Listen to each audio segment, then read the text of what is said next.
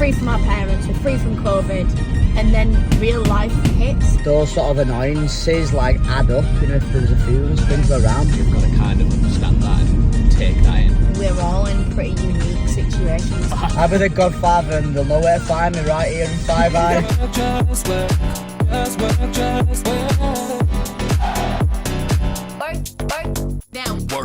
Hello everybody, welcome to another video. If you're new, my name is Joanna Wilson. Today you are joining us from the car, so apologies firstly if there is background noise and if the camera is doing a little bit of wiggling. I can see it wiggling as we're talking. Yeah, so if we wiggle with it, you won't look like it. See? Today we're chatting about living with your friends slash family slash partner and the dynamics of that. What about the voices inside my head? We can talk about that on a different video, I think. Okay. Before we do that, however, please will you guys introduce yourself? Hi, I'm Ashley Robert Mark Watson. I'm 31 years young and I'm from Leeds. Hello, my name is Mitchell James Wilson. I'm a trained actor, 25 years old, and just live my best life. Firstly, I reckon we potentially go around and talk about our history of like living situations. So I lived with my parents. I then went to university where I didn't actually ever live in a house at uni, so I always lived in halls. So I kind of lived with my friends. The only space that we had to share at university was the kitchen, but I had sort of all my own living space at uni. I then came back to my mum and dad's, and then I moved into my flat. Originally with my ex-boyfriend and Mitchell, then with just Mitchell. Then Sammy moved in, so I lived with Sammy and Mitchell. And then Sammy moved out, so I lived with just Mitchell again. And Part of the package, you see. Ashley moved in, so I lived with Mitchell and Ashley. And that's my living history. Mitchell? For me, before moving to university in Newcastle, I lived with my parents, and then I lived similar to Jay. First year I lived in halls. Second and third year I lived in a student kind of house. And then COVID hit. Returned back to Middlesbrough, and then eventually moving into Five Eye, which we're not going to go over that again, but you get that I was always there, just there. Ashley? I went to university, but I stayed at home because I went to university in Leeds. So I lived with my parents till I was about 27, and then I moved to Canada.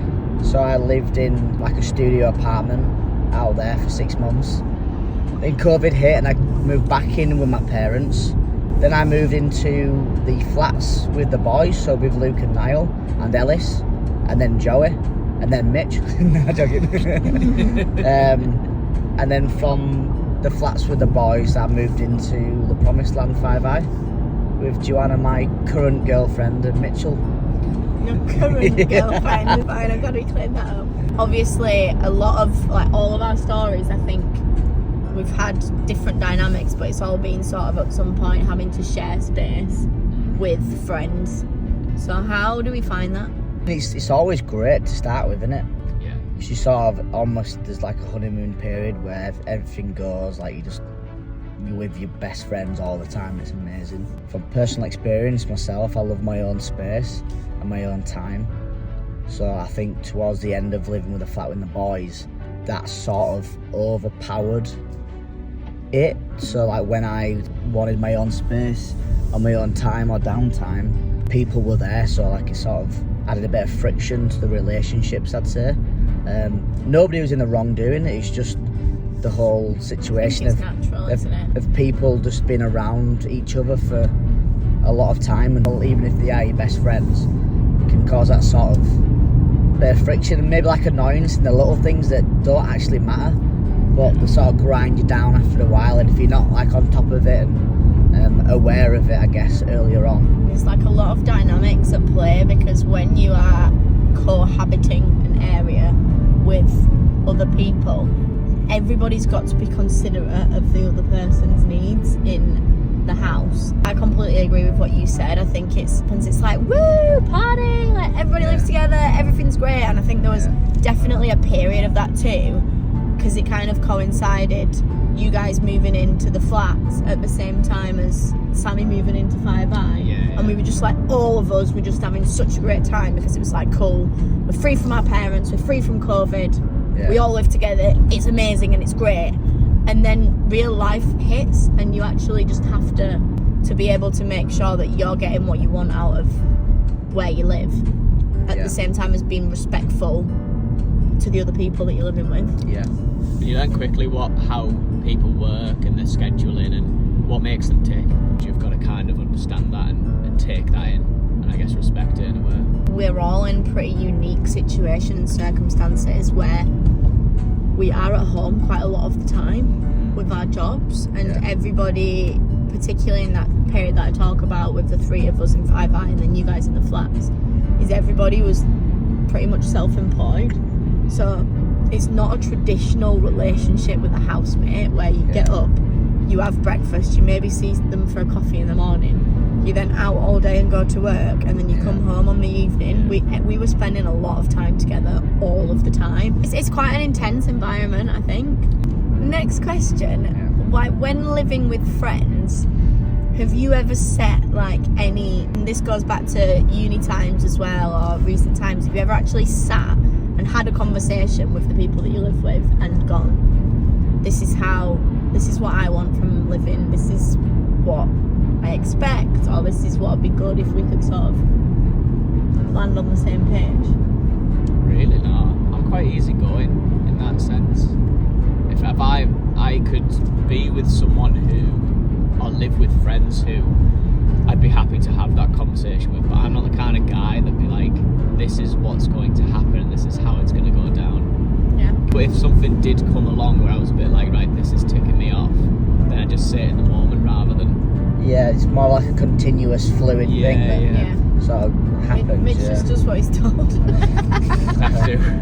I don't want to be on the streets, you know what I mean? Similar with Mitch, like, I mean, before like sort of moving into the flats with the boys, like I'd never really lived with other people properly anyway, so I guess for me, like, it was all a big learning curve on how I sort of liked to live with people, and I guess it's different living now because us two, we talk about everything all the time, and then Mitch is just such a great housemate that doesn't really seem to have to say, just does what he's told. Apart from when he puts the radiator on and Joanna flips a lid. No, I agree with that. Do you think that people would benefit from having a conversation like that? I think they definitely would. I feel like there's loads of like little things maybe that creep up that you don't say out about, and then those sort of annoyances like add up, you know, if there's a few of them sprinkled around. For example, Luke used to always leave his trainers underneath the living room sort of coffee table. Luke would always like come in from the gym or whatever, and he'd make food, he'd sit down and take his shoes off underneath. And I'm not kidding you, there's times there's like 3 or 4 pairs of trainers under it, and like at the start I'd just pick them up and put them on the shoe rack. Is that really annoying? No, yeah, so I mean, that's what I mean, like at the start it was fine, I'd just pick them up and put them in the shoe rack. Then I started putting them on his bed so he'd realise that I'd moved them, hoping that he'd catch on that I'd moved them. And then by the end of it, like, those little things like started to piss me off a little bit. But whereas if I would have just had a conversation with Luke, Luke has no idea he was doing it. He wasn't meaning to do it on purpose or whatever. He had no idea. But if I would have had a conversation saying, look, Luke, can you please like put your shoes in the shoe rack because they annoy me, or maybe I could have had a conversation. I guess we avoid those conversations as well because they feel a little bit awkward. Like, you live with your friends because you like them and you want to spend time with them, but oh my god, like, it changes when you live with people. No matter how you feel, where you're at, what you're doing, people are there. I think it's hard. So how have you found the last nearly 3 years? I love it because I think I said this in a previous video that the key thing for me was to moving away from your hometown or city and living somewhere new. You want it to feel like home. So to me, like 5i is home. When I was in Newcastle on my acting course, it didn't feel like it. You know, it felt like it was just a place I had to go to live. Yeah. Even the changes to the flat, the first time we entered it, especially you'll know, because you know it's your property. It's like the changes that have been made and the people who've come and gone and the memories we've made. It's like, What's sick. been your favourite era of Five Eye? Well, I don't know. It's like a really good TV series, you know. Like, I haven't, you know. Ashley, what's been one of your favourite memories of living with your friends? It was just so fun, and like us three, like, or four gaming in the rooms, the creator Budweiser, playing Call of Duty, just having a laugh. It was brilliant. It was awesome. I think of all, like, we've had some, I just think some corkers of like times when I've pissed myself laughing. Yeah. When you sang "I Love My Life" by Robbie When we were Williams, all in my bed. that was brilliant. That was that was like top 5 Five Eye moment. Like, throw that in there. Do you know what I mean? Like, little things like that you just remember. Like, that's the key thing for me. Like, it's maybe just over that period, just little moments kind of keep you going and just kind of Yeah. like realise how fun it is to live with your friends. I think one of mine as well is I just really like it at our flat when people come round. It's just nice to be like the host. This is pretty cool, like saying, do you want to come round to mine for tea? Yeah. What advice would you give to somebody who is thinking about living with their friends? I'd say, like, definitely push for it. Do it. It's amazing. It's great fun. I feel like it's nice to have that like a period Yeah. of your life, because you generally go from living with parents and you spend a lot of time doing that, and then Yeah. in the future you probably will spend a lot of time living with a partner. Yeah. So it's like, actually, if in those middle years, if you can get some time living with your friends, it's fucking ace. Yeah, totally. I could touch on earlier, like, maybe try and have those. You don't have to have like really deep and write down rule conversations, but just sort of talk about what you value and respecting each other's space, innit? So like, if you can go into that with a bit of a mutual, we're gonna have loads of fun and it's gonna be amazing, but remember your friends at the start and you want to finish being friends. Yeah, totally. Mitchell? I'd say you want to make it the best time possible, so I just make time for each other and do little things to kind of help each other out, because you don't want to build like a toxic and horrible living environment. You want it to be somewhere that you're excited to go back, or you're excited to see this person. Like, make them a coffee in the morning, or, you know, take the bins, or little things like that, because it just helps, because you know what I mean, it's like make a nice environment to live in. You do all that stuff, Mitch? You know, I work hard.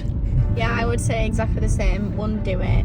2, think about what it is that you require from your living space and situation, and also respect what it is that the people that you're living with require as well. Nice chat, guys. Well done, everybody.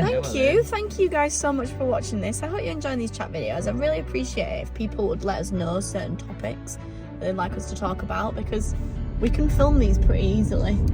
It's just sometimes thinking about the things that you might want to listen to us chat about. It can be really useful. But remember to subscribe to both of these guys. Go follow Mitchell on TikTok so that he hits his 200,000 TikTok goal and we can all drink champagne. Oh, yeah. We'll see you Please. tomorrow. Keep smashing it. Remember, anything is possible. Just Bye.